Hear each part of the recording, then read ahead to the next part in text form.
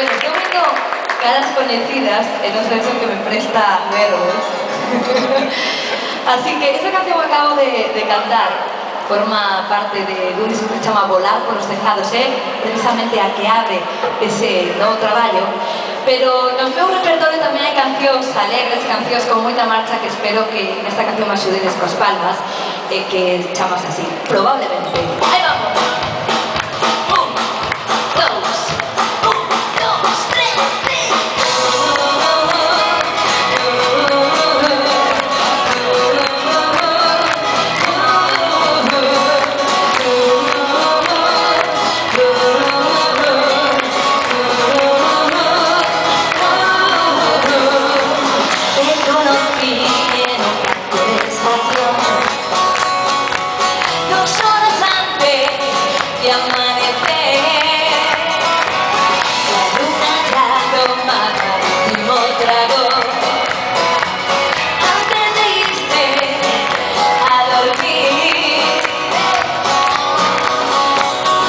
Todo parecía normal.